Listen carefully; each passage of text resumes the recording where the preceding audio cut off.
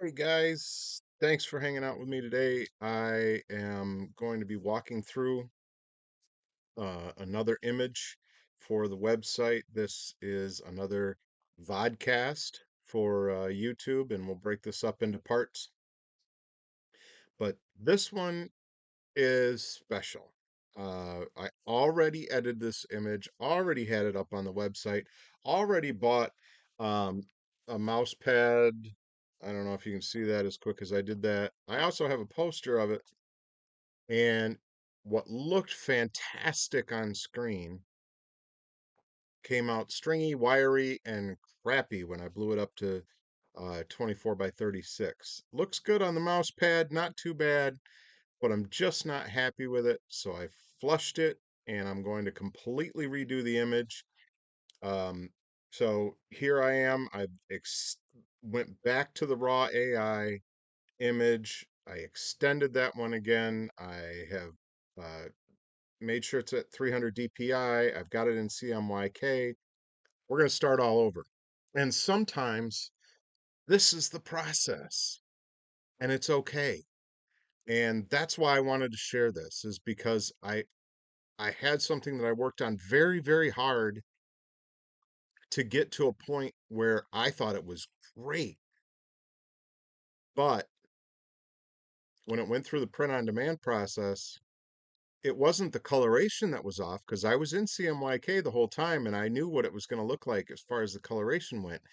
It just came out with the skeleton and the mountains and everything looking like super digital stick like strings and just grainy, and it shouldn't have because my DPI was high enough, and so it had to be something I did during the image processing, and that's okay. So I'm gonna jump right in here, and we are in guided in PhotoDirector365. First thing we're gonna do is run a denoiser on it. I want to zoom up and see what we're dealing with here. Maybe that's too high. We'll go to 100. Um, and process the denoise on it, but I just really, really, really like this piece of art. I like it enough where I'm willing to completely redo the process and um, take it down the road again and see if I can't get this better. Um, Now that, maybe I'm a little wiser, maybe I'm a little bit better with Photo Director, I guess I could say. Uh, I don't know. Maybe I'm just gaining a little bit of confidence um, to what I'm doing. I'm just running the deblur. I don't think it's going to do a whole lot. It doesn't really do a whole lot. So I'm just going to clear that out and get out of there. I'm not going to run the automatic color enhancement because I've done that before. And I'm going to do a couple of crazy things in here. But first and foremost, we're going to start by removing the objects that just don't belong. So I'm going to go up to about 200 for this because there's some things that just need to be taken out, just need to be gotten rid of. And I'm going to, object move. How about we go to auto manual removal? There we go. Now we're in the right thing. Trying to move a little bit quickly through this just because. So there's a little birdie here. I don't want a little birdie. I don't want these things here. There's lots of debris that I think the AI for some reason thought would be blowing off of this building as death was coming up out of it.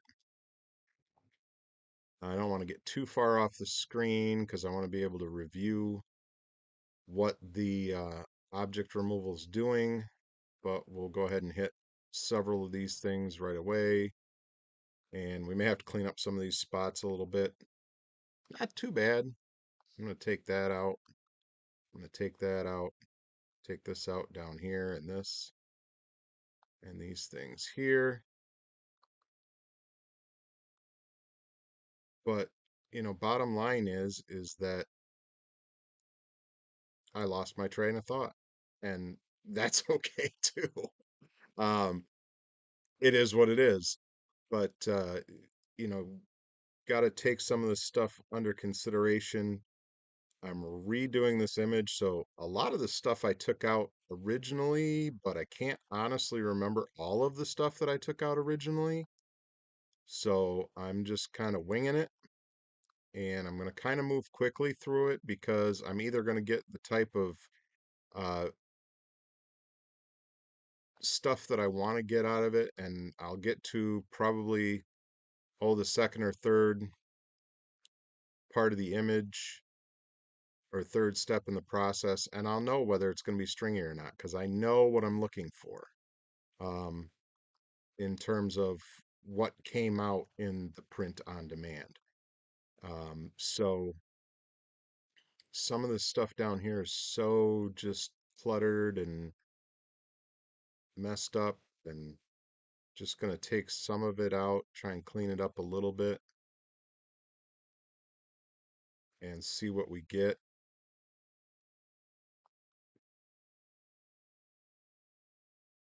But yeah, I mean, follow along. This is going to be an interesting one, mainly because I've already done this photo and I'm this image, and I'm going to go in a different direction with it.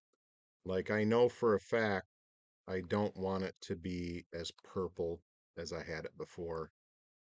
It just did not turn out well. But there's some other things that I noticed that should have been taken out the first time that I'm kind of doing now, trying to clean up, and we'll see what we get. Pretty good all in all. Um, so, this is part of the artistic process. I enjoy doing what I'm doing, and when I get down to something I think is really cool and it doesn't print well, that's a bummer. I mean, I kind of felt like, oh, great. And I played with the image a couple of times and couldn't get it to do what I wanted to. And I just left it alone. I left it for a week and I was like, you know what? Maybe it's just not meant to be. And I was just kind of thinking to myself earlier today, I was like, you know what? Let's take one more crack at it. Let's go all the way back to the original AI raw image and start the whole process over and just see what we get, because we know what we can get. Um, Sometimes it just doesn't work the way we want it to. I kind of wanted that out of there, but it's not a huge deal. It did not clean up well, so I just backed up and didn't, just said, never mind. But we're going to take out all this flying debris. Some of it looks like it might have been like attempted to be birds. That kind of looks like a drumstick more than anything. So maybe it's just part of birds being blown apart, but not what I want in the art.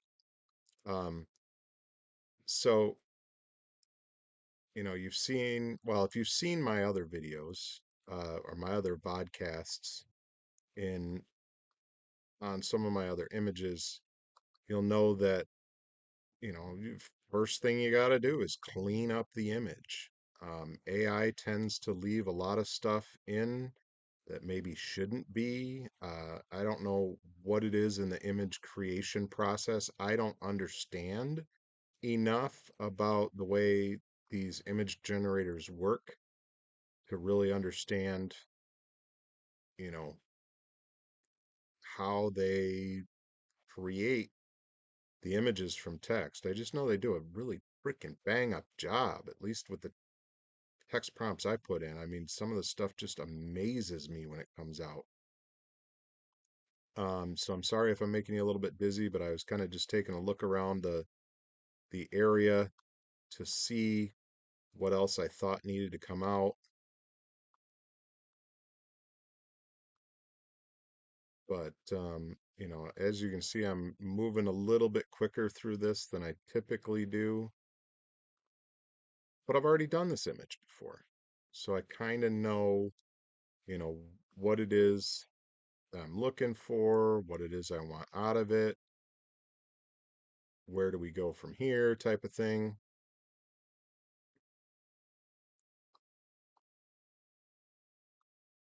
And let's face it, as time wears on, I am getting better and better.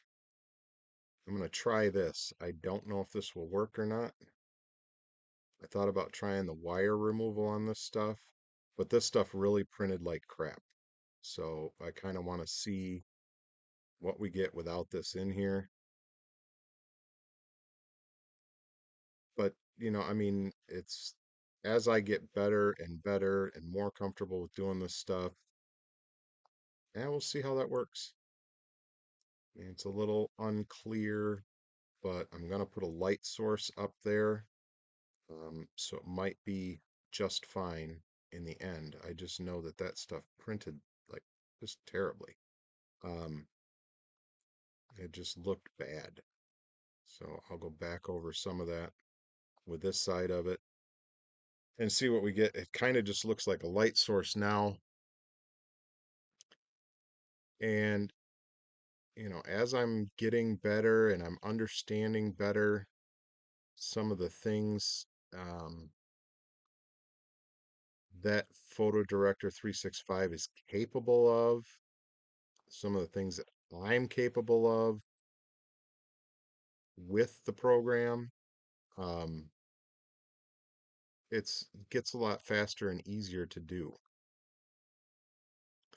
And this is going to be, you know, hopefully a faster moving, easier to follow video series, vodcast, whatever you want to call it. Um, but yeah, I think that object removal did pretty darn good. I got rid of some things that I noticed in the original I wasn't really wanting in there.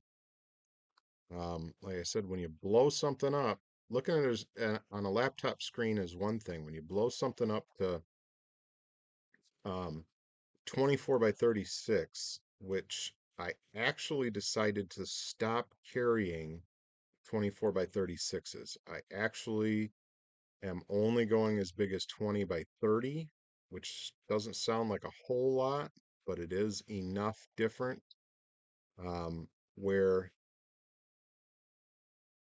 I think I can maintain the print quality that I'm looking for and not have um, some of the stuff, you know, that you deal with.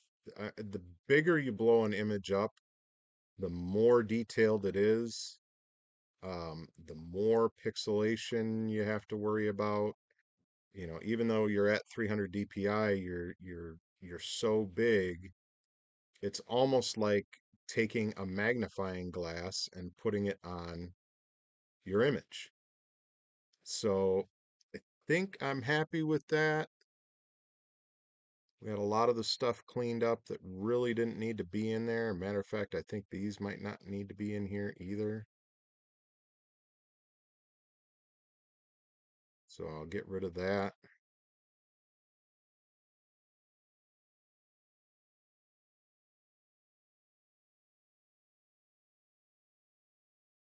And that cleaned up pretty darn good. I was kind of surprised. I thought that was going to be a little bit different. But so anyways, that's a quick overview of doing the object remove. I don't have anything here that I'm going to do um, object clone wise. I am going to use object move for something, and this is interesting. So if you stuck all the way around in this video for this part, whoops, escape button,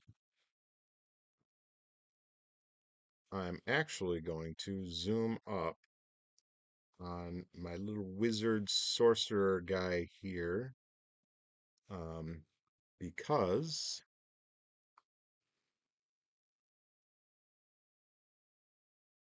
I am going to make him bigger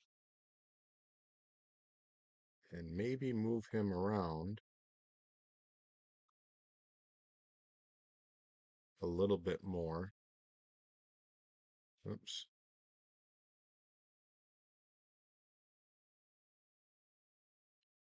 Very difficult to get. The staff is kind of so small. Whoops, going right back into it again. Might just have to leave it at that, call it good, because when it's so small like that, you can literally push back and forth. You can get one little bit in, one little bit out of your ants, and it's just very difficult to do. So I'm going to do this. Whoops. And we're going to leave a little bit of an edge out here. We're also making him bigger, which will help to combat some of that stuff. I'm going to kind of get the shadowing and everything down here because I'm going to move him part and parcel and just make him a little bit bigger because he's almost impossible to notice in this picture. And there again, we got to get all of the ants marching. We got to get everything. So we got to go back through the center and make sure that we're completely enclosed, just like that. And we're going to go next. And we're going to back him up a little bit. And maybe not even that far. And we're going to make him a little bit bigger.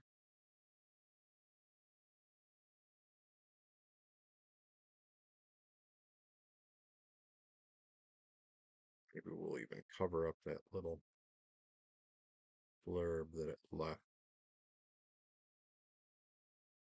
behind. So made him a lot bigger. And even still, he's very, very small in this picture. But that's it for this video. I'm going to save this and I'll hop back in a couple of minutes and cover a couple of new things that I'm going to do. I'm actually going to change the color of his cape and I'm going to change the color of the hood on the skull figure in the top. So we'll do that on the next video. Remember, guys, let the chaos out. Become creative because it's just the best thing in the world. Hey guys, back here for part two, step two. This image is actually called Conjurer of Death. And like I said in the previous video, if you watched that, with this particular image, I had this all done. I even ordered proofs from the print on demand company and it didn't turn out good. So we're redoing the image, but there were a lot of things that I did in the original image that I really want to keep. And I really want to keep going with what I've got going on. I just noticed that there might be something I want to take out, do a little object remove on up here. I guess not. It's just a kind of a little light burst, which is fine. I think we're okay. So I won't worry about that. What I'm going to do is, excuse me, whew, I am going to go into, where is it?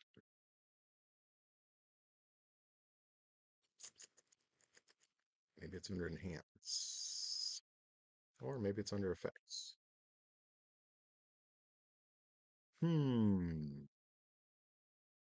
Put under color. Yes, color replace. There we go. So it's under color. We're going to do color replace. And to be honest with you, I didn't do it this way the first time around. So I'm not sure what the tolerance does here, but it was at 20. So I think we'll leave it at 20.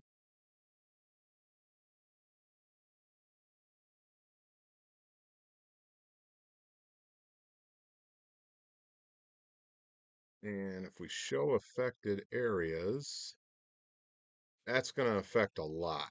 So we can't do it that way. Um, so apparently this color is so ingrained in this particular um, image that it's not something that we can do. So we will do it the other way. And I have to remember how I did it the last time. Um, I believe it's in design, and we're going to have to do a selection, and then we're going to use the paint bucket to get the color that I want. But I got to get him zoomed up quite a bit because uh, it's just not going to work if I don't get just the cape. So we're going to go over here, and this is our brush, uh, manual brush selection, and I'm going to try the auto. Nope, see how it did? That's because it's trying to pull by color. So I'm going to hit the escape button and we'll get out of there. And this, we'll try the smart brush selection. And nope, no good there. So we're going to have to do it manually. And wow, that thing was huge. I'm glad I noticed that. Still way too big. So we'll go up here and we'll start the ants marching. I actually want to be, I gotta zoom up a little bit more, I think. Uh, let's try 400. This guy's just so small in this picture because I want to leave like a edge to him. So in other words, I don't want the color to overlap, and I'm not sure I'm going to get, because if the color overlaps outside of the edge of the robe, it's going to end up giving a halo. And so even along the shadow here, I'm kind of being careful to make sure that we leave some of that there.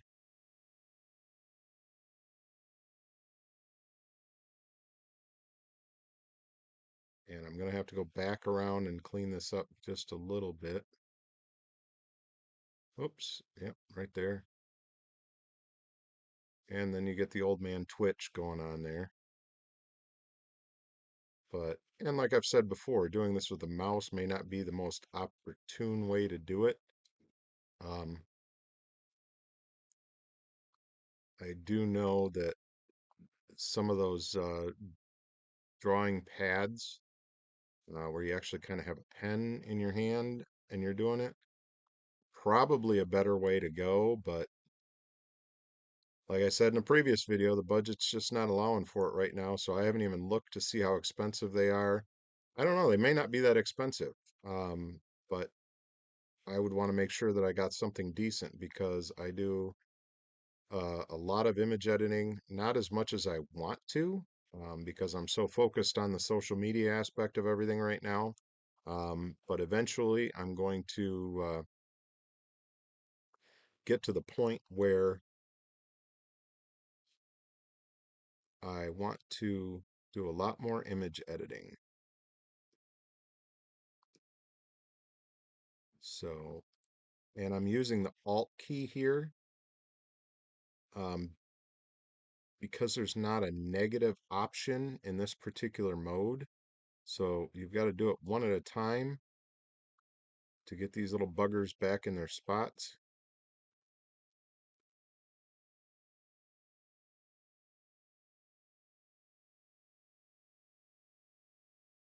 And I think all in all, it's probably pretty good, just like that. So what I'm going to do now in this section is actually I'm going to go up and get the skeleton's hood as well because I kind of want these two colors to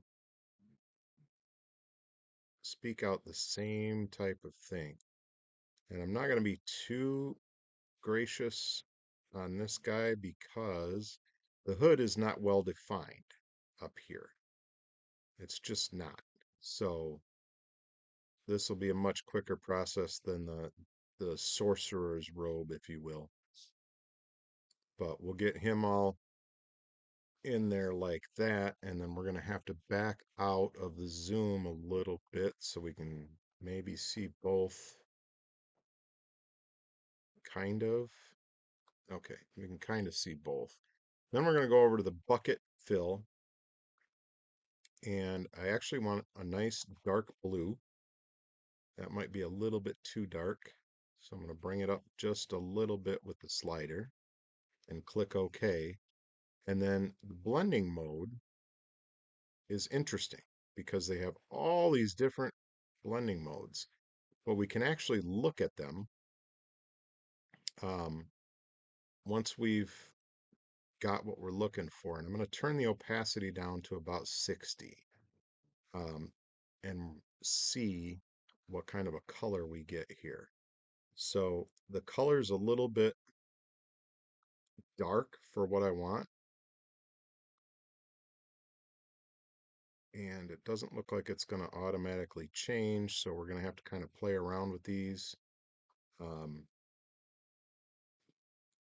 Undo that. I'll put it on dissolve. See, it's got, I don't know if you can see this or not, but it's like speckled. That's no good. Let me try darken.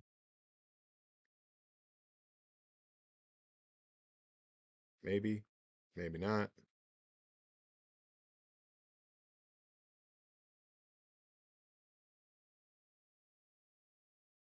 Try multiply. All right, how come I'm getting nothing on him?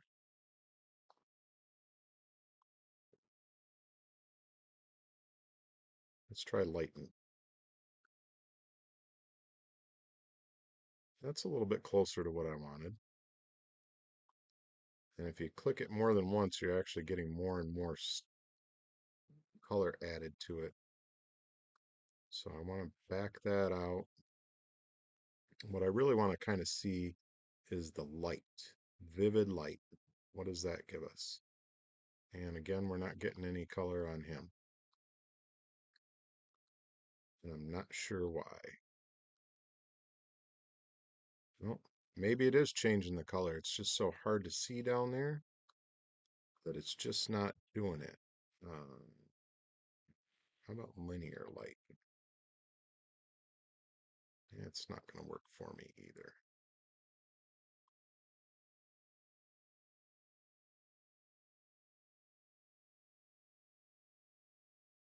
So I think what I'm going to do is I'm going to go back to normal, and we'll see.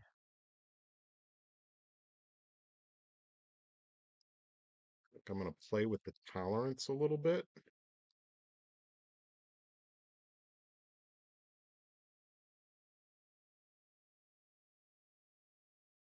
And I wish you didn't have to do it this way.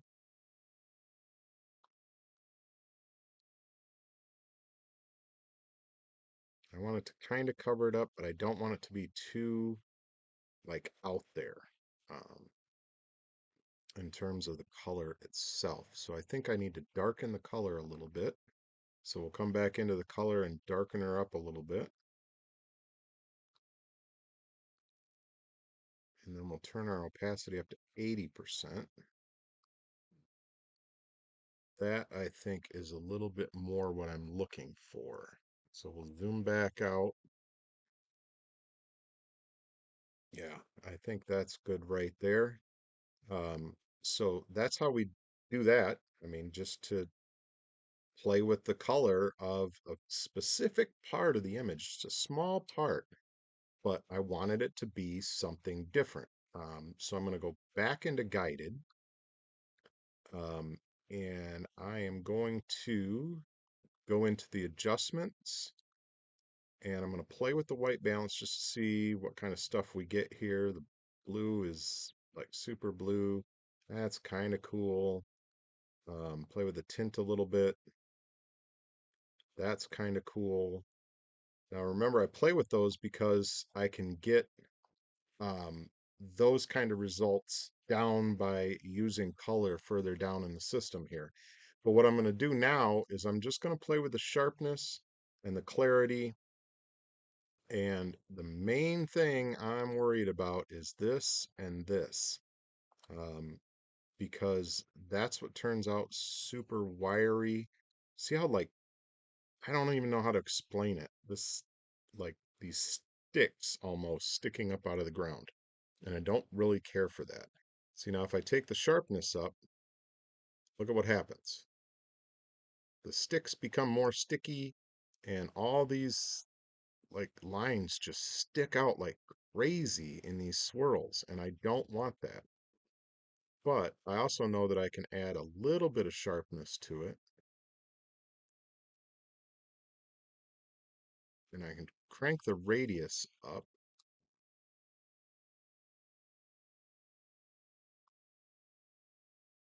and then I can use the edge mask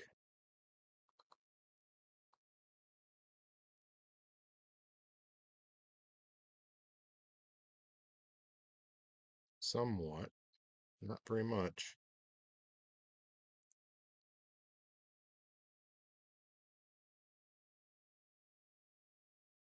That kind of softens it up a little bit. But as I bring in more sharpness, let's focus on the skeleton here. So I bring in the sharpness, just goes kind of crazy. So there's certain images you really want a lot of sharpness in, and there's other images that you don't want a lot of sharpness in. Now, I'm going to play a little bit with the dehaze. Because remember, that's kind of brightening and darkening. And I just want to see what it's going to do to that stringiness that I don't want. If it's going to blur some of it out, I'm okay with it being a little darker because I can lighten it up in a different way. But it's not going to do much anything in terms of that. So I'm going to go up to clarity and see what we get out of clarity. See, now if we move the clarity down, that does soften it up quite a bit,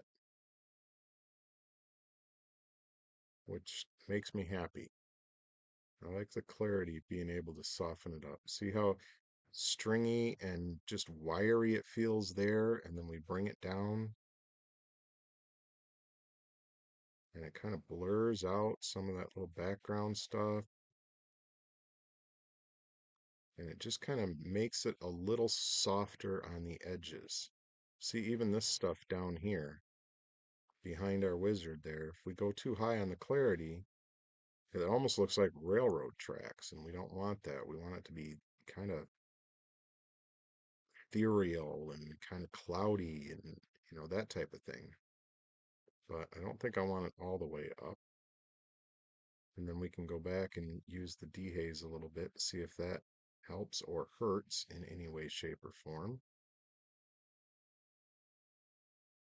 And this is already a pretty dark photo, so I don't, a pretty dark image. So I don't think if I zoom back out and use the dehaze, it gives it a really cool look. But, print wise, is that going to be so dark? So I think I'm just going to put like 10 on the dehaze just to give it a little bit. And then I'm going to mess with the contrast. And I want to be zoomed back up on our guy again, our Skeletor, or Death, as we call him. And we're going to play with the contrast a little bit, because again, I don't want him being all stringy, or overly stringy, I guess is the way to put it. So if we put a little bit of contrast in there, it softens it up a little bit more. Check out the rocks.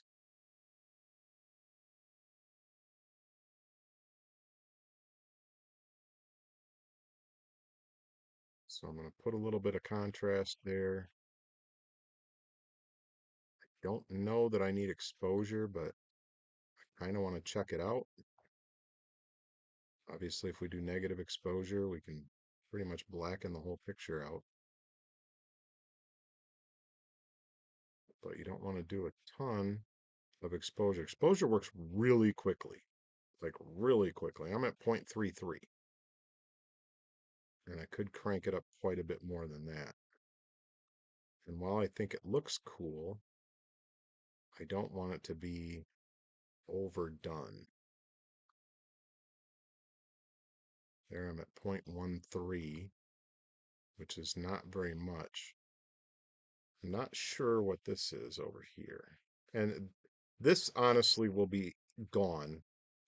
I know from the size of this that when I blow it up to 20 by 30 and I blow it up for print, it's going to cut off the edges in order to make it fit properly in that framing. Um, but yeah, I think the 1.3 is pretty good. So that's, clarity, contrast, sharpness, exposure. Plus, we did a little side uh, thing here with making the blue on the cape and the hood.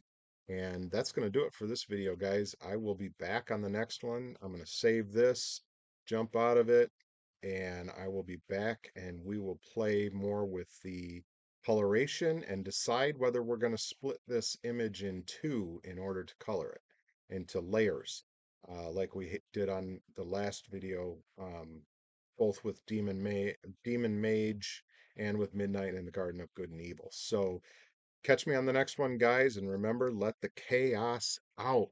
Become creative. Hey, guys, thanks for coming back and hanging out with me again. This is step three or part three of the vodcast on Conjurer of Death. If you've seen the other parts, this is the second time that I'm doing this image. Um, had it all set to go, thought it was going to be great and wonderful, and ordered proofs from the print on demand company, and it just did not look good. It was just horrible. Well, I guess not that horrible. I do have the poster on the wall over there, but you probably can't see it. Um, but it wasn't what I wanted to offer to, my customers, my clients. So I'm completely redoing it.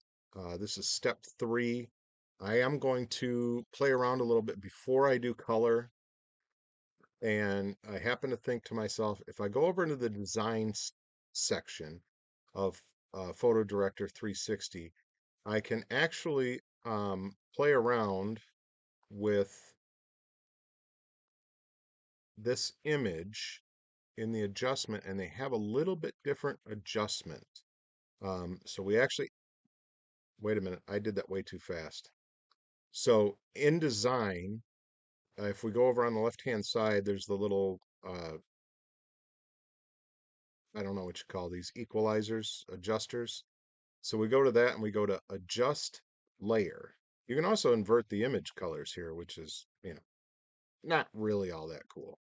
And then we'll just click back out of that. But we're going to go to adjust layer, and it's actually going to add a layer to the image so that we can do the adjustment. And I can do color and stuff in here, um, but that's not what I'm after. White balance, color, all that stuff is not what I'm after. What I'm after is this luminance, detail, texture, color and detail, and sharpness in here works differently than in the guided. So I'm going to zoom up on our guy here and see what happens when we use the sharpness in here. And it works slightly different. See how wiry he gets? Like, I don't think sharpness is what I need. I think I've got enough sharpness in there from what we did before. But if I do luminescence, if you look, all this stuff starts to get blurry. Or it's not luminescence, it's luminance. Um, and you don't need much, so I'm going to set it to 25 because that triggers the detail and the texture. So the detail, I can make it really fuzzy. I can bring it up and sharpen it to a certain extent, but it doesn't look like stringy like what I had with the sharpness in that. And then I can bring in texture as well, which in this particular part of the picture, you're not going to see the texture effect. but I don't want him to be that wiry. So I'm going to bring the detail back down so that we kind of have just a little bit of, ethereal magic in his arms instead of that all that wiry being so pronounced. And we'll see what it did on the rocks here as well. It did kind of bring a little bit of a softness to these rocks, which was another thing. I mean, they're still very, you know, just very geometric, I guess, in shape and form. But what we're going to do is we're going to look at the cloudy area down here. And now when I mess with the texture, see if that does anything. It does a little bit, but you really have to kind of get the detail going in order to see what that does.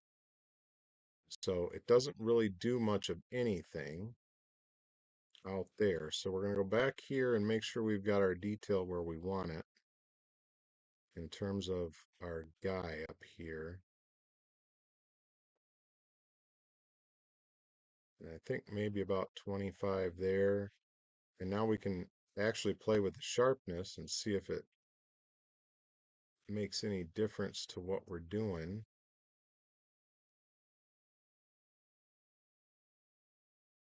And we can play with the luminance. The blurrier we make it, the more detail we have to bring in. And it's all a game.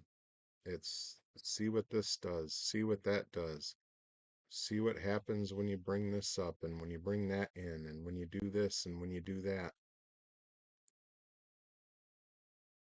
So the texture's not doing a lot, but the detail will do a lot. And I don't really want it to be hyper detailed. I want it to be a little mysterious, a little off. Um, just because I don't want all this wiriness to be wiry. Um, so I'm happy with that as far as that goes. So I'm going to go ahead and click OK.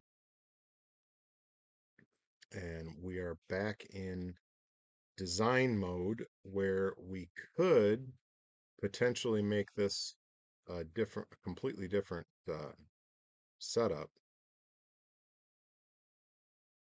But as you can see, we just kind of blurred it a little bit, made it a little softer, I guess you could say. Just took a little bit of the detail out of it, which helps. And so we're going to jump back over to guided, and we're going to go into the color adjustments because we already handled sharpness, clarity, all those kinds of things. So we're going to go into HSL and color, and we're going to start in hue. And I'm going to zoom up some, but not a whole lot. Yeah, that's probably too much on its own. So we'll go into the custom and hit 75 because I kind of want to see what's going on in the central part of the picture because I want to make sure that I'm not like blowing out the color on the that we changed on the cloaks and stuff. And red I don't think is going to do a whole lot for us because there's not a whole lot of red in here. Orange, that gets pretty yellowy, and that brings in more red if I want to get redder, which I'm not convinced I want to do. Yellow brings in a little more green, a little more orange. And I reset these to 0 because I don't want to get something that I'm happy with and then I do a different adjustment and it just kind of makes everything off and I can't figure out where it's off. So if we take the blue more into the purple, we're getting purple into the cloaks. We don't really want that, or I don't really want that. I don't want to change a bunch with those cloaks. Now that's going to take them into the purple. There's stuff we can do that will, in the saturation and the lightness, that we can monkey with a little bit more. I want to zoom out and see what this purple's doing to the rest of the picture. Because I like what it did to the cloaks. Kind of dulled them, brought a little sheen to them. I made them a little bit lighter. Kind of like that.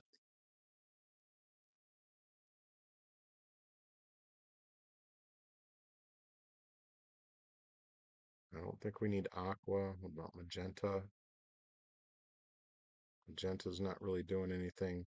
Now we can come back to the orange, where we got the red in the background, or the greenish color. Kind of like the red. I don't want to go too crazy with it because we haven't done saturation yet either. Let's see what that does with if we bring in actual red.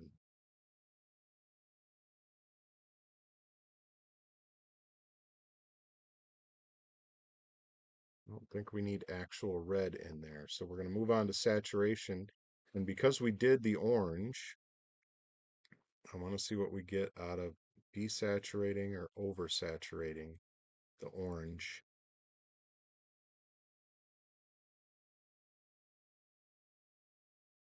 And here again, I may decide to split this picture in two.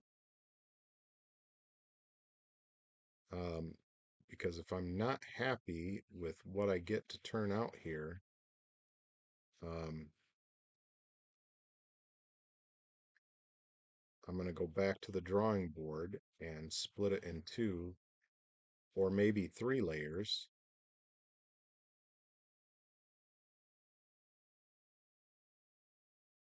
and see what happens. So I'm just running through the different colors.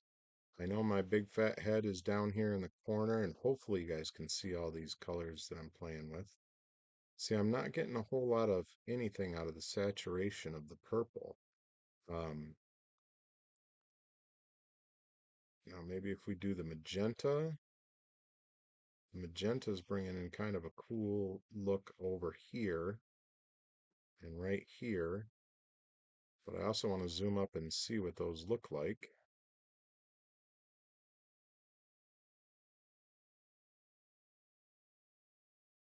Which is just kind of cool. Just a little added blurb of color in there without affecting too much else.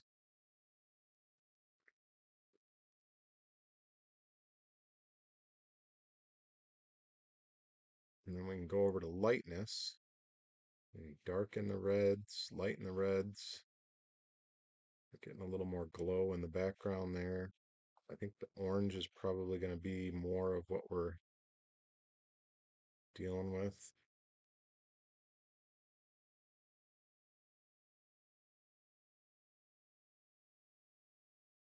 Lighten that up just a little bit, see what the yellow does. See, now the yellow brings us a bunch of lightness in the middle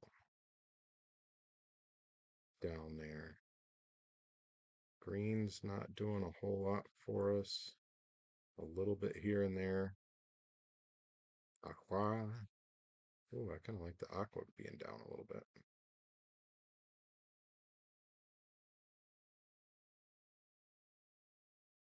And we'll play with the blue.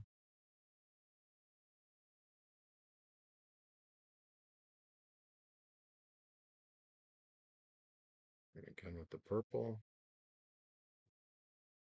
You can really see what it's doing to the cape and that when you lighten up the purple. Not really. Kind of like what the cape and the looks like right now. You may want to soften them up a little bit, but see what that magenta does. It's just kind of over in that one area.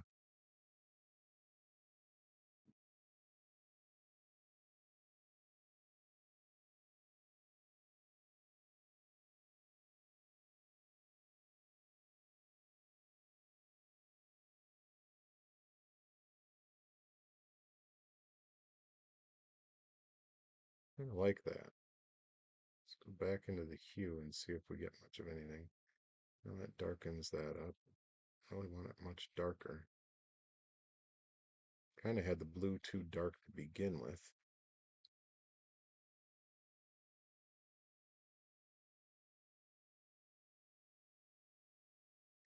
So again, we're just playing.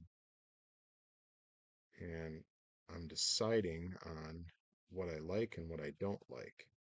And I kind of like that, um, but I almost kind of don't like it. And I'm certain we can do some more effects and stuff like that, but I'm gonna have to sit with this picture for a minute and decide whether I want to attempt to do this as two layers, like I've done in the past, to affect the color differently in the two sides. And I don't really have a good spot to delineate it. I mean, I can kind of come through here, but then we're going to be affecting this side differently than we would affect this side. And the more that I think about it, the more I think that's the way to go. So that's what we're going to do in the next video, guys, is we're going to split this sucker up. Matter of fact, I'm going to take the time to split it first. And then when we come back, um, well, maybe not. I'll see if the magic will work its magic or not. But on the next video, guys, we're gonna monkey more with the other stuff. So I'm not gonna save this where I am. I'm gonna go back to step two. So anything we played around with in the color here will be gone. Actually, um, that's probably the best thing right now. So we will catch you on the next one. Remember, guys, let the chaos out. Hey guys, thanks for hanging out with me. This is, what are we at here? Part 4 of Conjurer of Death, and I've eliminated that whole thing that we did that would have been like step 3. I wasn't happy with it, so we came back to step 2 in the CMYK, and what we're going to do is we're going to be in design, and we're going to split this puppy up and see what we get effects wise from changing the uh, physical color characteristics of this area up here versus this area down here. So I'm going to try a couple of different things, but first things first, I need to go up here to layer and I need to duplicate the layer. So now we've got a copy and a regular, and I'm going to hide that back. This is the lower layer, this is the upper layer, and I want to make sure that I have my blue box up here. Um, and in this section here, we have, scale transformation and distort transformation, which you can do some cool stuff with, particularly with text. But in here, we're in the second step here where we've got the use of the magic wand. We've got the auto selection tool, and I'm just going to try it and see what we get. Oops, that's way too much of the picture. So unfortunately, we're going to have to escape out of that just by hitting the escape key. Now, if we use the smart brush, it's doing more than I want it to do, I think. Well, we'll click around and see. Nope, it's popping too much stuff. So we're going to have to do this the hard way.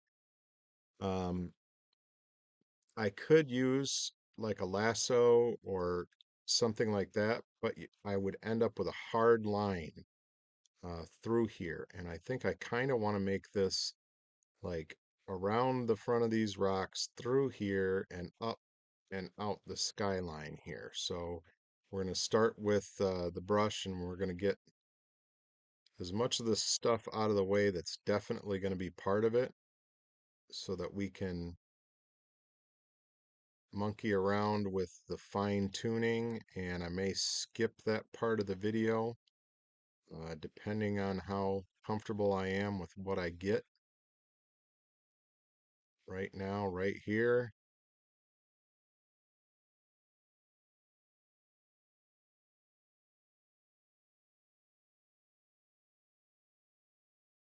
Because I have to wonder how much more I want. Kind of want to be up like that.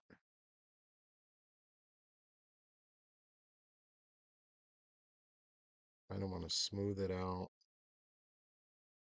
Get just up over the rock tips here.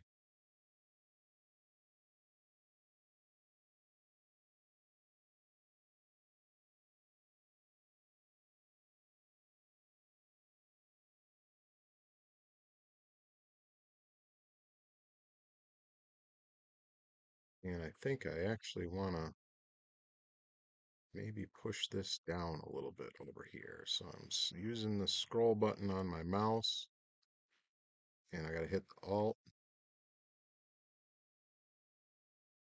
get rid of some of this.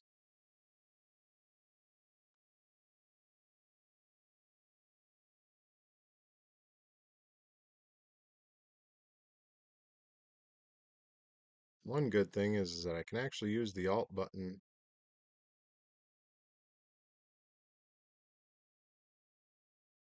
I can just hold it down when I'm doing this.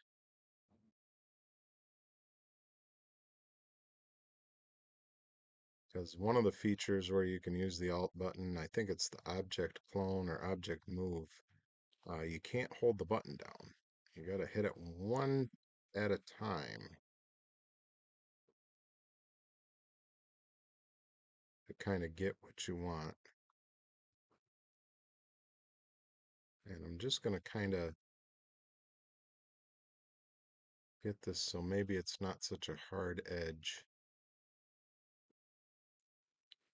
But it may turn out to be a hard edge. And then I'm going to click. Let's see, do I need to do anything?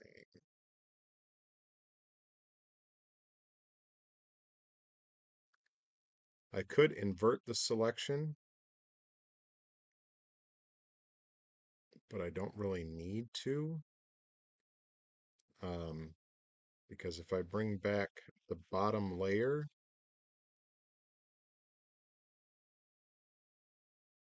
hmm, well, this is one of those things, I am new at this. I don't know if I've mentioned that. I am not a professional.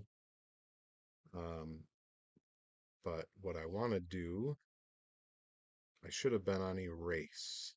That's what the problem is. I should have been on erase. So I just did all that and it's not going to do me any good. So back here, we'll quickly add a new layer. I'm just in that point, guys, where I added a solid color of white and I'm going to stick it in between. So now when I'm erasing, which I can do fairly quickly, I assure you. Whoops, be on the active layer. So we've got the blue box around there. Quickly go around here. And we'll get a lot of this again that we did before. And the old man Twitch just hit. Luckily, it didn't do anything wrong. But this is actually going to be fairly easy to do. I think I was trying to be too specific with the other one. I'm going to reduce my size here a little bit for these little peaks over here. Just again, using the scroll button on the mouse, I find it faster.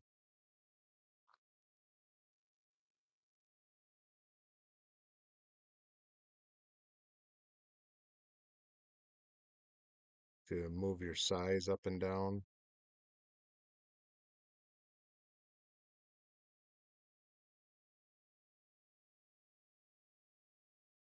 I kind of want the edges to be a little rough. I don't want them to be super, super straight, which is kind of nice about using the big one. You can kind of see it's fuzzy around the edges. Um, but there you have it. We've got the part erased that we want to have erased. Matter of fact, I think I'm going to carry this a little bit further over.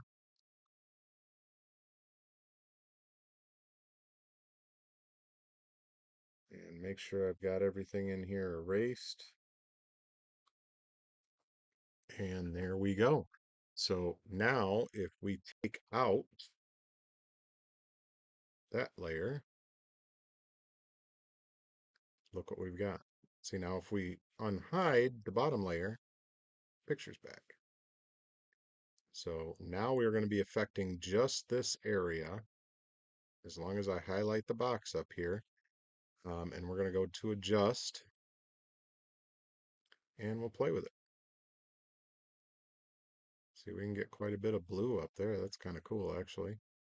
Or we can get it more yellowy just with the white balance. We can do that kind of thing. Get it a little more purpley, a little more green, which I don't care for.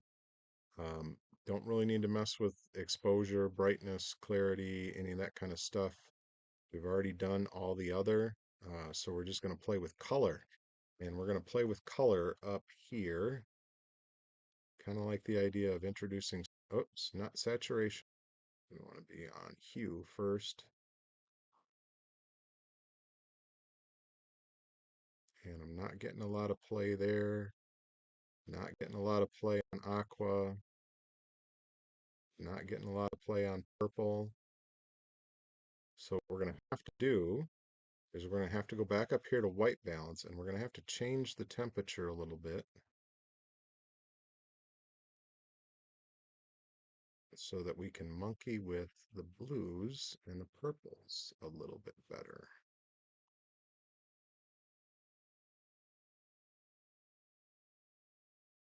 I think I'm going to bring that down to 25. Oops, wrong way.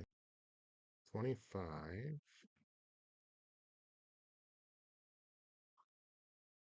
Purple. We'll go higher on purple. 25 and 25. And then we can see what we start to get out of our blues. Look at that. A lot different.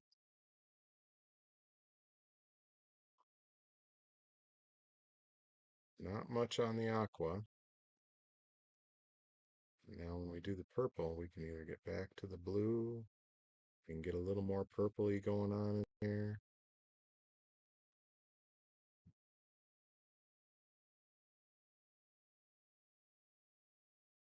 Sure, I really want it to be that purple.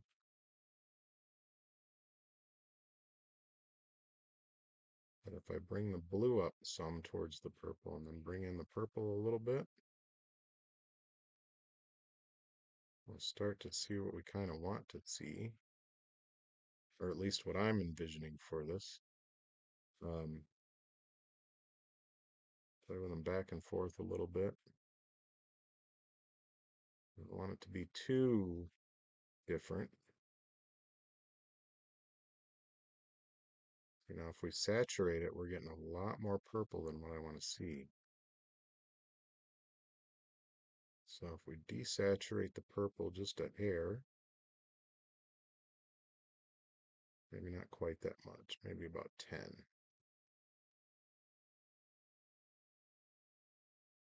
And we'll see if we saturate the blue a little bit more.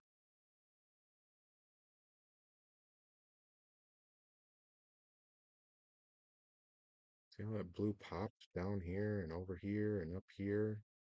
Because we've kind of balanced out a lot of the rest of the stuff that's going on. I like that. I really do. And we haven't even played with, you know, like the red. Look at that. Boom. There's a little red over there. Orange.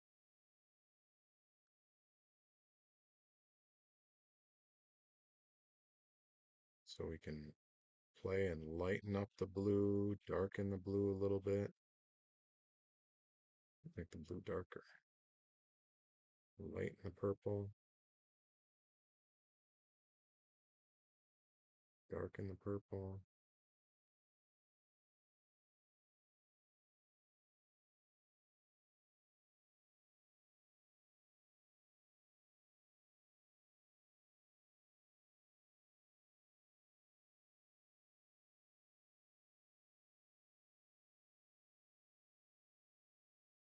It's all a game.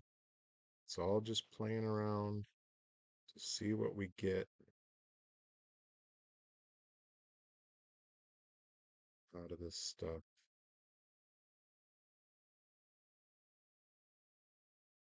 I kind of like that. I really kind of like that. Now, if we zoom up a little bit,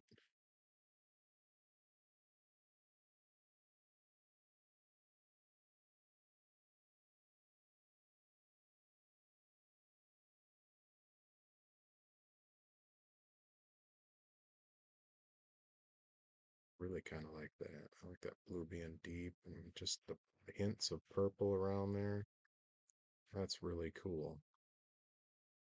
So we're going to go OK, and we now have this side of our picture. Look at how much different that is compared to what we've got going on down here. Now, what can we do down here? Well, we can go back into adjust, and we can play with adding some cooler temperatures into here.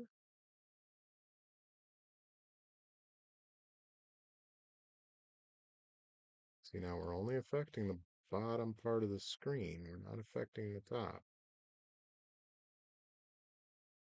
And if we play with our tint a little bit, that kind of lightens it into that purple realm.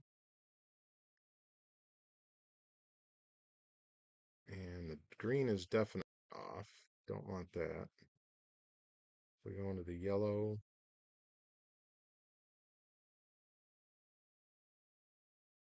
Way into the blue. So let's not mess with that too much.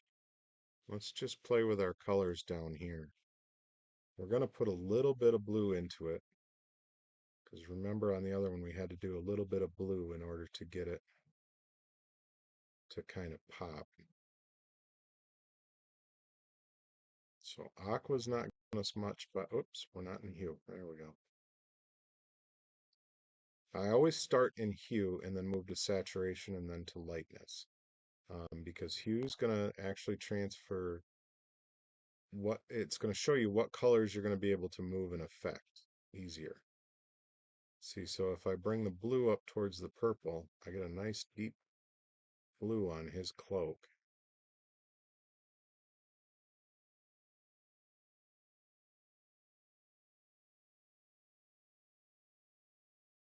Santa's really doing much of anything for us.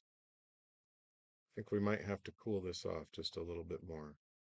So we've got a little more blue to play with. Maybe bring in a little bit of purple in the tint. Yeah, it's getting kind of cool.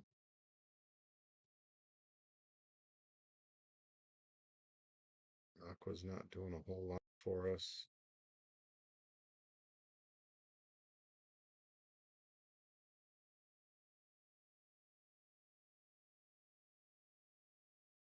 Gonna take some of the blue into the purpley. Don't really want it to be too purpley.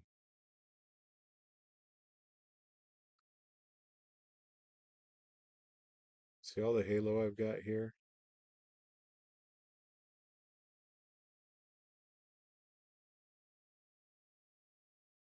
That might be a problem. I might have gone too quick with what I was doing as far as that stuff goes. And I also am not liking this line up here. So we are going to do over, do over, do over. So I'm going to end the video here. I'm going to do over, but this time I'm going to do you guys a favor. I am going to get the outline of the erase the way that I want it so that I'm not getting these halos here around the stick. You know, I may even come in through here as opposed to trying to affect the tips of these. And I'm definitely going to hug this line more than that because it's just not turning out the way that I want it. And that's okay. That's why we do what we do. So I will bring you back in once I have this all erased and we'll go from there. and we will see you guys on the next one. Remember, let the chaos out, even if it gets a little frustrating. Like I'm getting a little frustrated right now because I was trying to move too quick. But we'll see you on the next one, guys. Hey, guys. Thanks for coming back and hanging out with me again. This is crack number 2 at splitting this image, Conjurer of Death, into 2 different layers so that I can affect the coloration differently. If you saw the last video, you know that I wasn't happy with the way it was turning out, so I had to get a little more precise with how I made the layers. So if I show you, it's a little more precise, and hopefully this is going to work a lot better because, to be honest with you, I'm getting a little frustrated, and that happens. Art is not all yay. There are times where you get frustrated with what you're doing. So I am going to activate this lower layer. So I kind of have an idea from before what we want to do up here on the top. And as you can see, you're going to see the whole picture, but once we start breaking off the color, it's going to be along here only. My blue box is around this particular layer here, not the one with the erasures on, with the erased part of the layer on it. So we're going to go in here into our adjustment layer, and we're going to start by, it's going to affect the whole picture. But let me show you something. So if we put a little bit of blue in here, where I'm comfortable with, maybe 25, maybe 30. Okay, I'm comfortable with that. We're going to click out of there, and I'm going to show you, boom. See, this layer is going to be all of this coloration up here. We've got the blue and stuff here, but when we hide that upper layer, it's gone. And I'm a lot happier with where that seam is coming through, right in between these rocks here. Um, so back at it. We're going to go back into the adjustment layer. Now we've made it a little bit blue, so we don't have to worry about that. But it's kind of difficult for me to eyeball just this area down here. So I think I'm actually going to zoom up just a little bit and bring it down, because maybe that'll help keep my eyeballs off the top of the page. Because really this line runs right along this rock ridge and right along the edge of the bridge here, and then on this rock face here. So I'm actually going to move that up out of my way. But if we play with the tint here, we get kind of a cool thing going on there, because we already put blue in it. I don't want to go too high on that side, but I do kind of like having a little bit of reddish in there. And we'll just drag this over. Yeah, I kind of like having a little bit of reddish in there, tint-wise. And I'm going to close that up a minute. Close that one because we don't need that. We don't need detail and sharpness. We just need our coloration here. And we're going to bring in, oops, there I go, starting on saturation again. I got to be on hue. I always do hue first. But more often than not, when I open this panel, it comes up on saturation. So I don't know why. I haven't been able to figure out, hey, click on hue first. Um, like I said, I'm trying to make these a little lighter and a little, more fun. And it can be kind of a hassle to not play around a little bit, kind of like that. What do we get if we add a little more purple in? Make the purple a little more blue, I should say. I think that's the wrong way. We don't want it purple. Might want to bring it down just a little bit. Might want to bring this down just a hair to about 40. See if the magenta really, think it's doing a whole lot inside of the area that we're monkeying with right now. So we'll move over to saturation, and we'll saturate that blue a little bit. Kind of make it a dusky blue. I like that. See what the purple does to it. Kind of like that. Now we'll play with magenta. Oops, see how it pops up there and down there? Now, this isn't part of our picture that we're focusing on, but this is. So that's kind of interesting with the magenta down there. I don't want to overkill it.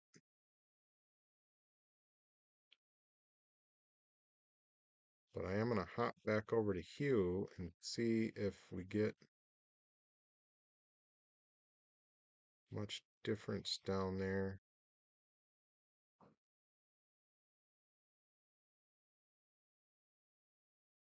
So I'm kind of liking that. Oh, try the aqua. So I did not do anything with the aqua. And I'm not getting a whole lot there on hue. We do saturation, we're not getting a whole lot there. So that's perfect. So now if we go for our lightness, if we darken the blue, remember we're down here, because I just saw this up here trigger and I went, ooh, no, that's not what we're after. We're down here. I don't want to brighten it way up like that because that's not going to print well. I already know from experience, as little of my experience as there actually is, that that's probably not going to come out well. So we'll deepen the blue a little bit. We'll try and deepen the purple maybe. No, maybe we need to lighten the purple. Need to lighten the purple just a little bit. And we'll lighten the magenta just a little bit, I think.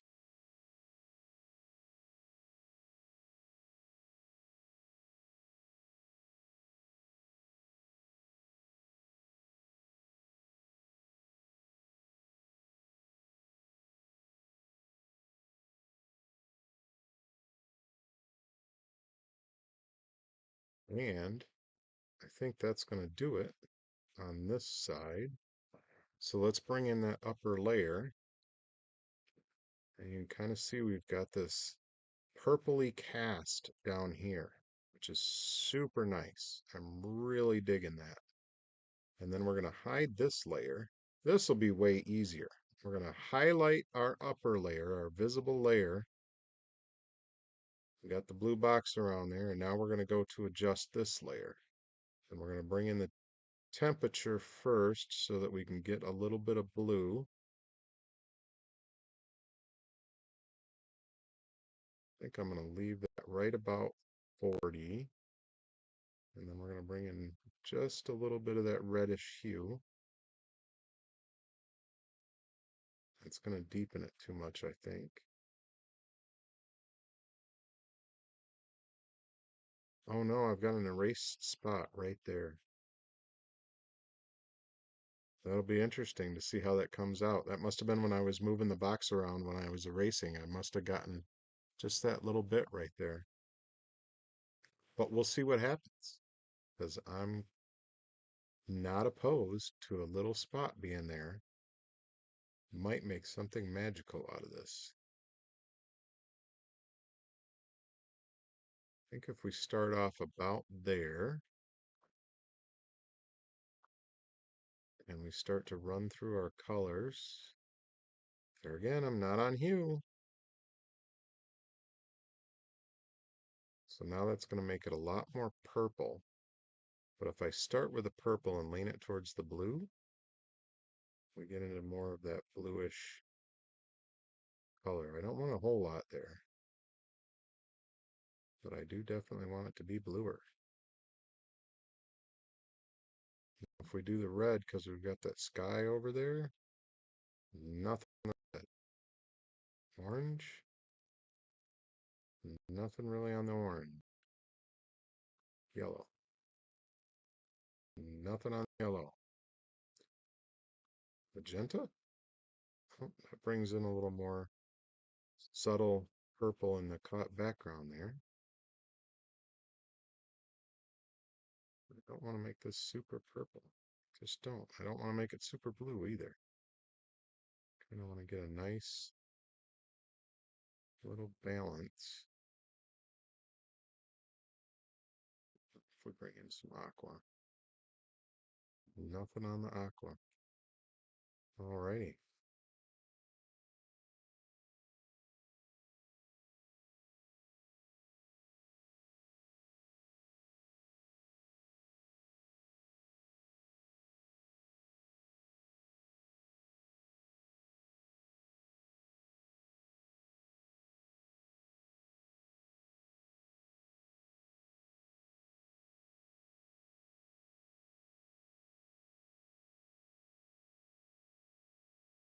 You're getting a little too much purple in there.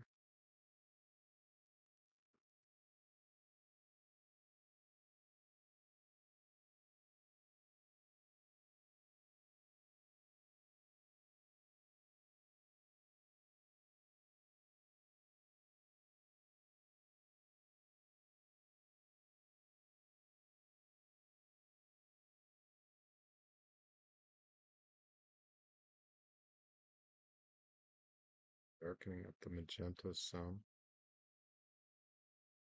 Lightening up the purple some. Darkening up the purple some.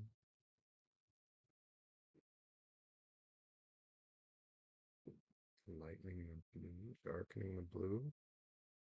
Where would end?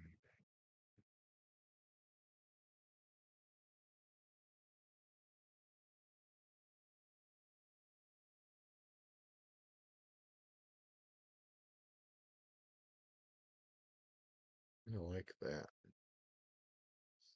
So I'm going to OK that and bring in the bottom side.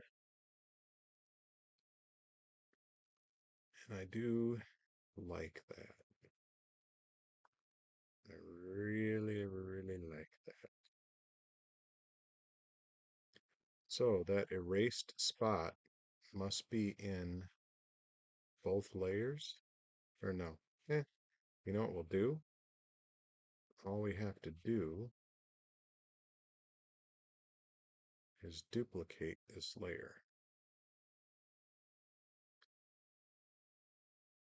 And it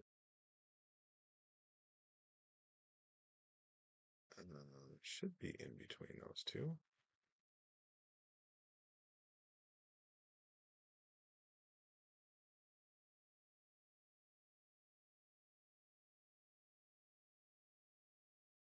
Both layers. Okay, so we can't get away with duplicating that layer.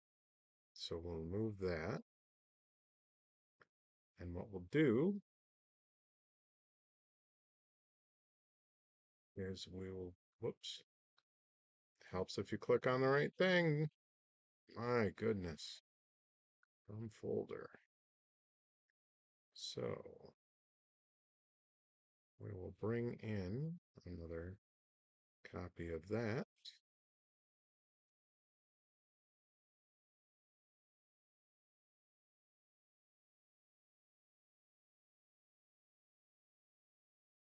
And let me see here. That's got to go in between those two. So we get this right here. So we're going to have to jump into this layer. See, we can always fix problems. We can always fix problems. And whoops, make sure I was on the right one because I don't know if I was or not. Okay, so yep, that's the right layer. Okay, so we'll jump in on here and we should be able to quite quickly bring in some blue, bring in some purple, throw a little purple at it. Oh, that darkened the blue too much.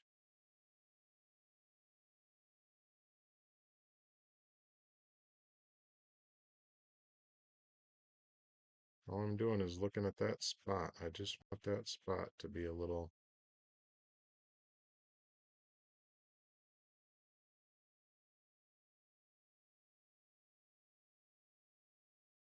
closer to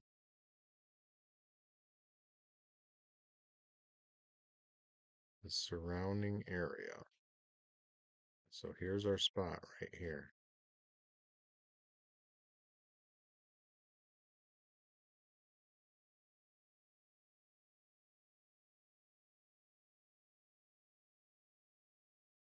think that might be close enough. So if we, oops, turn that layer off. So we are on the very bottom layer. Boom. We add in that layer, which looks terrible. But we add in that layer and our spot, although it's a little purpley, it blends in pretty darn good.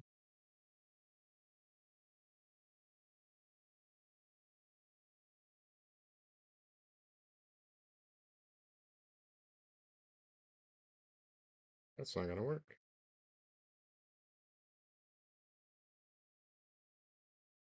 But maybe, since that hole's on both of them. There we go. Ah, figured it out. Thanks for hanging out with me today, guys, because that was kind of weird. So now we've got a grand total of 3 layers. We've got that one there, which is I just hid. So this is the layer that we did the coloration down here, and this is the layer where we did the coloration up here. So you can see how we affected that. Look at how much different that is. And it kind of stays right in this groove here. It looks pretty natural. I'm happy with that.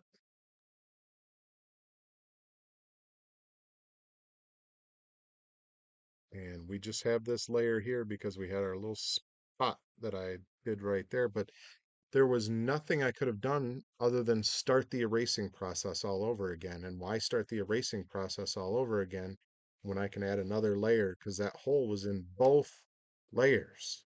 So I must have done it twice. I must have clicked on it somehow in both layers.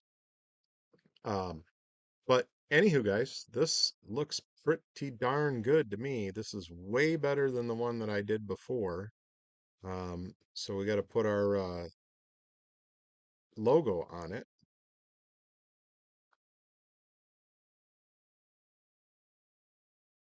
And the logo needs to be on top. There we go. And we'll shrink her down. And I think we'll put her over here, kind of right in this area. I got to be careful about where I place logos because I know from experience that sometimes I got to shrink these puppies down in order to get them from side to side. And we're going to merge it all, and I will see you guys on the next one. Remember, let the chaos out. Hey guys, look what we've done. I really, really like this. And at the end, I will pull up a picture of what I had originally for Conjurer of Death. And I know I put the logo on this, and I kind of rushed off the last video because somebody rang my doorbell, and I had to go all the way upstairs to see who was at the door, and it was just a package, so I could have just left it there. But back here in the final section of Conjurer of Death, and we're going to play around a little bit with some light effects on this. Now, I saved what we were working on, and if it looks just a little bit different, it's because I went out and I put it back into a CMYK because CMYK mutes the blue a little bit, mutes the purple a little bit, and I wanted to see what production print is going to look like. And this is a little bit purple, just a little bit, but I'm okay with that. Because we have a little bit of a separation between the purple up here and the blue down here, this almost looks like we did this picture all as one when it comes to colorization. Um, but we didn't. We did this as a split, and just the way we managed to, I gotta have my navigation box down there so I can see where I'm going. Um, I wanted to look over here because this caught my eye. That's a little bit funky, but it's a very small spot way off in the corner. Might get cut off when I do this for a 20 by 30 and all the sizes we do 8 by 10, 12 by 16. I can't even remember them all for posters and prints. But this needs to have, I think, some light effects to it. So that's what we're going to do right now.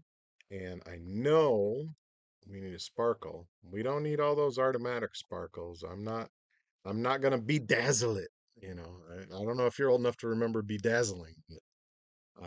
We did a lot of bedazzling back in the day, or at least some people did. I'm not that type of person. I'm not nearly that crafty. We're going to zoom up here because we are going to put, hopefully, a really cool, if you'll work, come on now. I like it when you work. Sparkle. There we go. I don't know why it does this sometimes in PhotoDirector365, but it just sometimes you're clicking on it and it just doesn't want to go there. Um, so I kind of want it as high up on the staff as I can get. And maybe we'll have to put a couple of them in there. Because what's going on here now? I'd swear it's there. Where are you?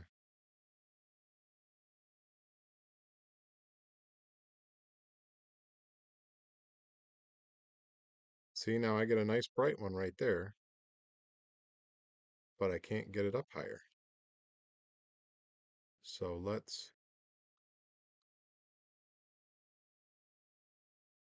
see if we can do it maybe. Ah, there we go.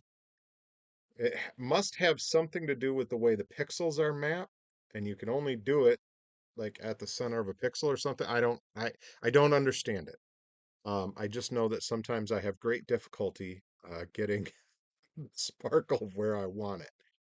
And I really kind of like that. I want it to be super intense. It's only one, so we can affect the rotation. Um,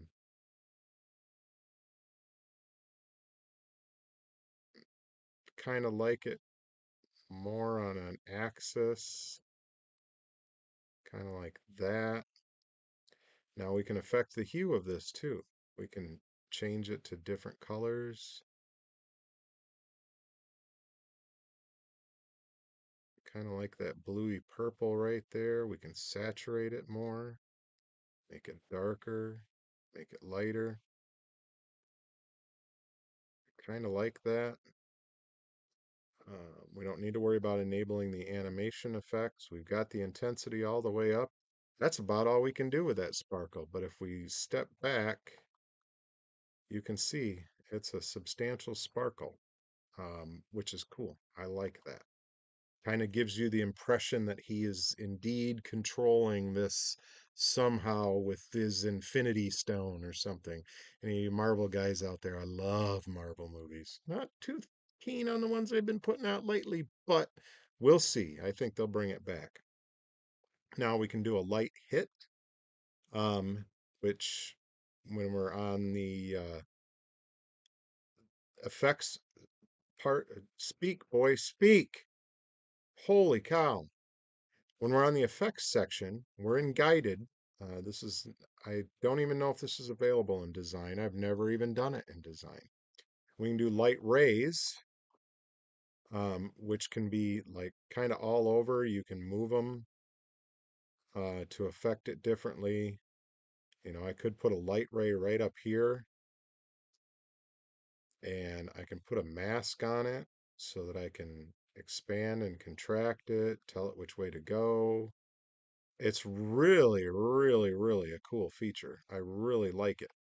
Um, I'm just not sure if that's what I want to do with this. Remember, we took all those, if you saw that the first video where we were taking things out, we took all the uh, kind of scraggly stuff out of there. And I thought maybe we would put a light hit up here. or a light ray, one of the two. Um, and I think for all intensive purposes, it does kind of need to be at an angle so that he's kind of in the center of it. But this is awfully intense. It's awfully bright. So we're going to start playing with it. And we'll bring in some softness. See how it just kind of blends into the picture? But I also want to play with the threshold, which actually kind of brings it way down, makes it less color. And I kind of like the color the way that it is. And we can play with length. And so we can bring the length up where we're more just on the statue, more just on death being conjured into existence. And we can change the expansion of it. And we haven't even played with intensity yet. I mean, we can kind of bring it right down to there and maybe expand it out and tilt it a little more. So it's more like straight down kind of thing. There's so many things you can do with this. It's freaking phenomenal. This is one of my favorite parts. See, now we've got the length where it's kind of just doing its thing right at the bottom of the statue. We can even move this up a little bit and over a little bit. Yeah, we don't want it to be over because we've got it kind of this point of light up here. So we may change direction just a little bit. See if we can bring the length down one more, maybe increase it one more, couple more. No, I think we still have to play with the intensity. It might fade right in. We make it super intense. We can bring it way down. We can soften it so it doesn't look like nearly as much of a. See, now I think I can even extend it out even further. Kind of like that. Bring the intensity down a little more. Bring the softness up a little bit. So this is one way that we can affect the lighting on this. And I kind of like this, but there's also directional light rays and there's also light hits. So I really do kind of like this right where I have it. Um, but if we go into the directional rays, this is kind of all over. You can change the direction of it. You can change the threshold. You can do all that kind of stuff. You change the length of it to nothing. You can really kind of make it a blur. Uh, but that doesn't really fit this picture because there's not a point that I can move around. So if we go back to here, I think we need to play around with this just a little bit more. Maybe it's too soft, not intense enough. I think the softness is taking too much of the color out of it. Um, Maybe we just need to shorten it so it looks like it's coming more up in there.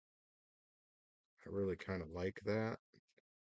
Um, I'm really kind of happy with that, actually. I don't want to play around with it too much because I'm really kind of digging it. And so I'm going to hit the back button and save that. And then we can also use light hits. For example, over here, if I put a light hit, I can drag this almost completely off the screen. That's got the halo on it. I don't want the halo. Um,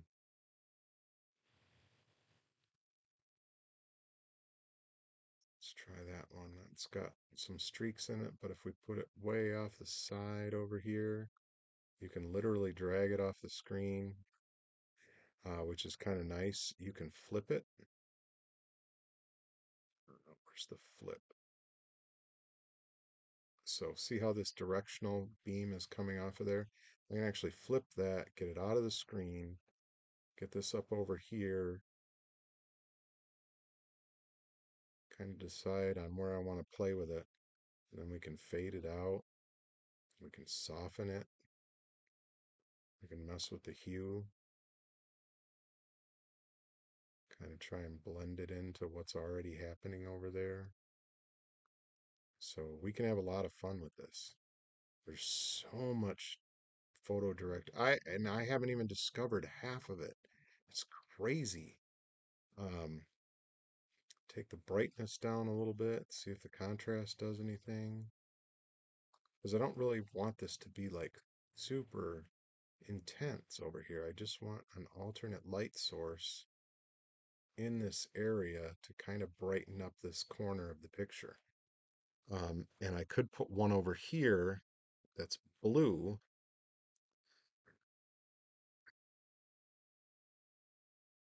And I would use the same one.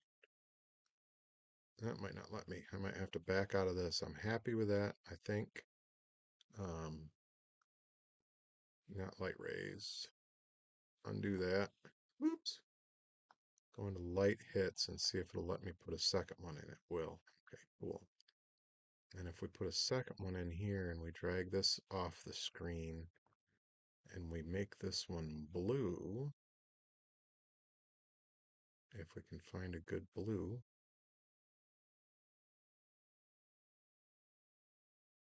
there's a pretty good blue if we saturate it more. We drag it a little further off the screen.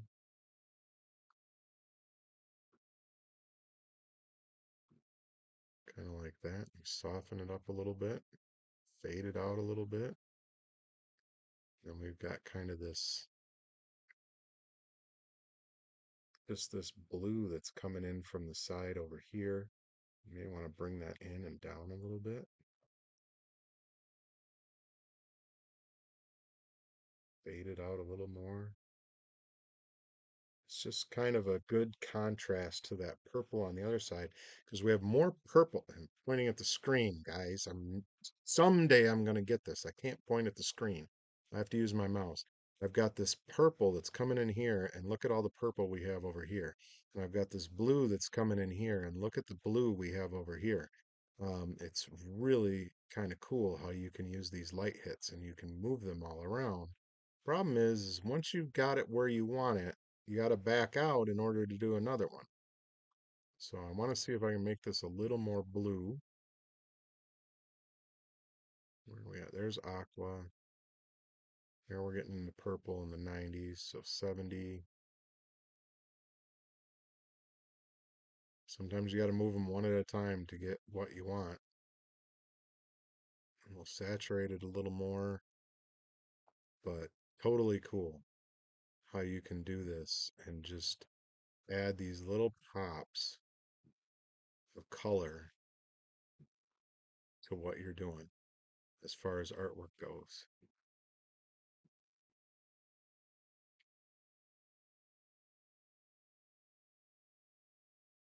And I think I'm happy with that right there.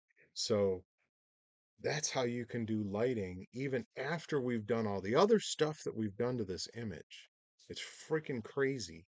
From just extending the image to working on the image and getting the contrast right and getting the sharpness right and all of those things. And I'm going to blow this up because I want to see my guy up here. All this stringiness that I was seeing in the other one is just not there. So I am actually going to save this. I like it. And I'm going to show you that other um, picture. And we're going to change this to final. Oh, we don't need the CMYK on there because it's not going to store it as a CMYK. It's going to be an RGB. But we did all this in CMYK. So we know a very good approximation of what it's going to look like. And in order to do this side by side effectively, I'm going to pull them both up in GIMP because I can literally go from one to the other. I might take me a second to find the other one. Come on, GIMP, get up here. There we go. And I do use GIMP for certain things. Um, for like when I resize a picture, I will use GIMP. Um, 15, there we go. There's that one. Yeah, I got to convert to their color profile. Give me a second here to find. Actually, the original might be in there.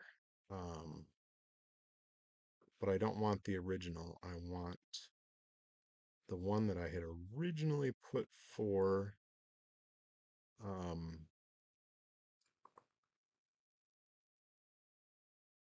up on the website. 215, step 6. See, I do a lot of things to these. So sometimes I think we're probably this one here.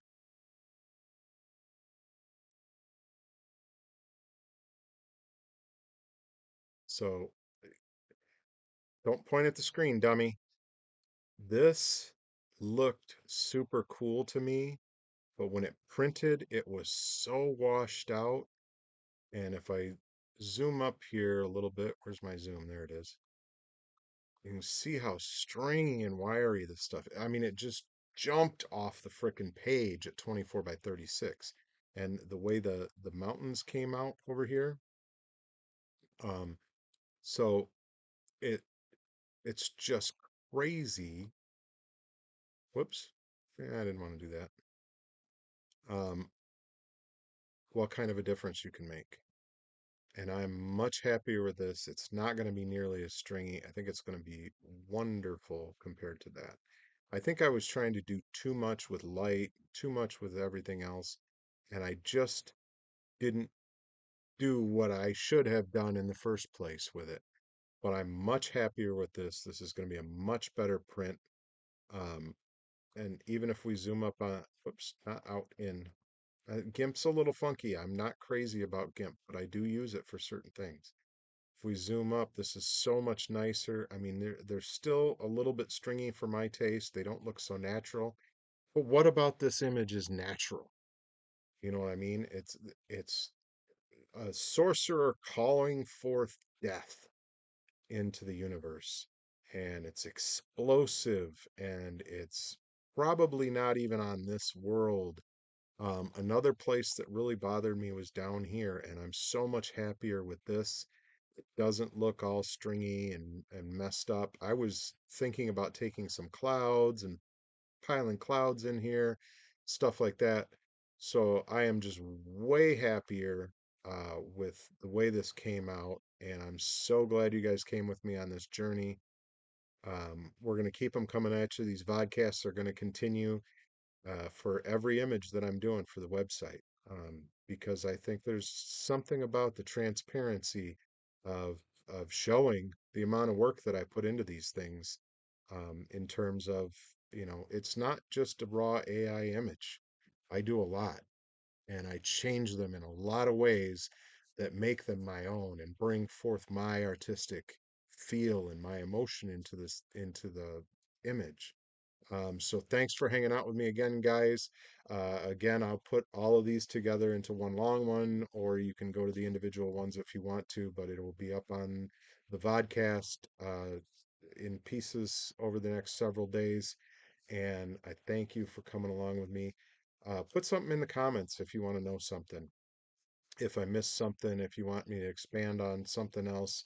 But I will keep them coming and you guys keep watching. Thank you, thank you, thank you so much for hanging out with me. And remember, you'll probably get tired of hearing me say it. Let the chaos out.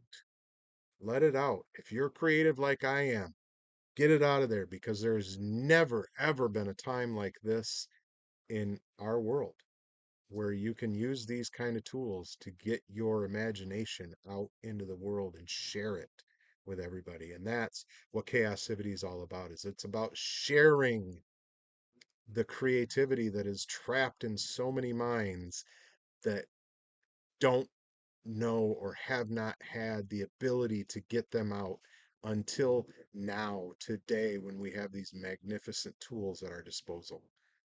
So enough from the high horse. I love you guys. Thank you for hanging out with me, and we'll see you on the next one.